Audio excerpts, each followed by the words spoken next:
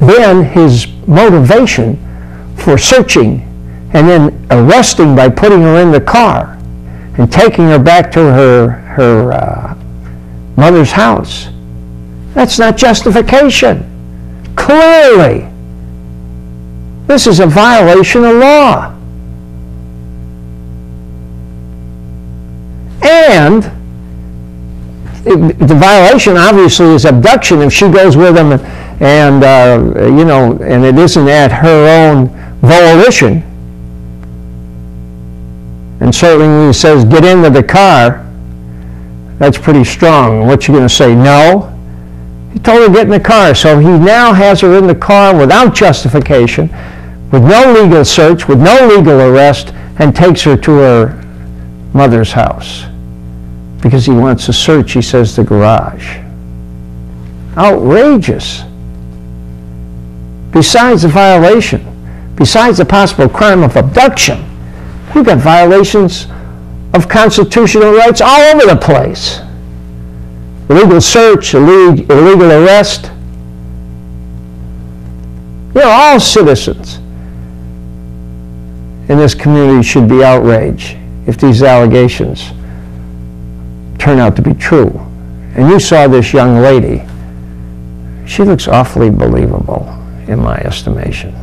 But we'll keep an eye on this case, and we'll let you know what's transpiring. The next thing, I want to just revisit the progress or lack of progress at the ongoing Flint City Council hearings this past Wednesday.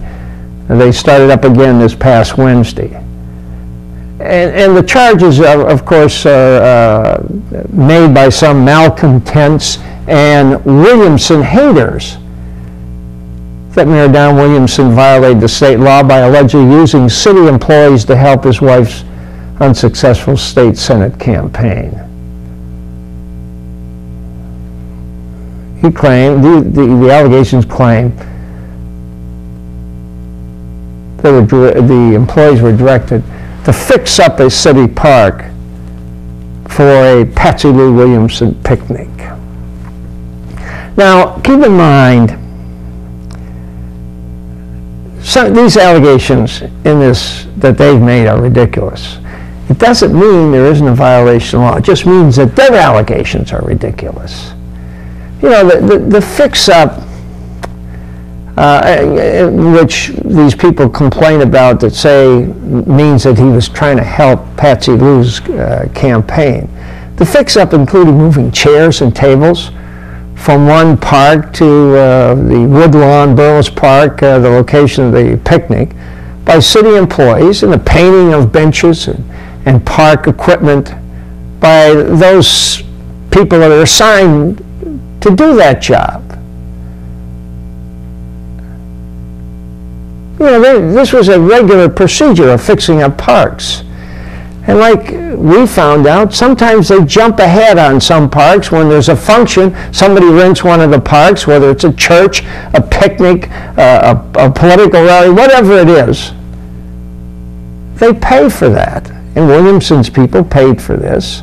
And as a result, the city, the park workers, try to accommodate whoever is running the function by providing them with tables and chairs, and there's so few of them apparently they have to move them from park to park. When there's a function here, then there's another function over here, that after this one finishes, they move it over here, they move the tables and chairs there. As we mentioned to you,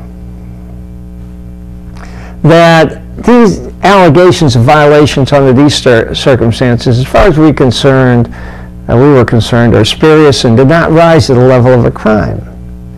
We pointed out that on other occasions, like I mentioned, where functions were scheduled to be held at other parks, when requested by the sponsors, the parks were also painted and provided chairs and tables.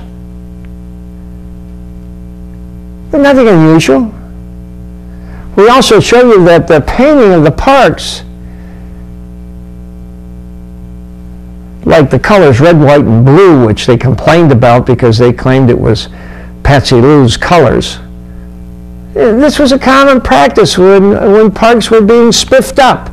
Here's some things we took at another park that was fixed last year. All the colors, red, white, and blue, and then they complained that the theme of the camp, the picnic for Patsy Lou was green and white and maize and blue, the colors of the two universities. There's a red, white, and blue cart there. But they do that at every park. They paint the colors. Often they painted Central Michigan colors if it's a function for Central Michigan. So this argument that this was unusual doesn't hold water. Clearly, there was no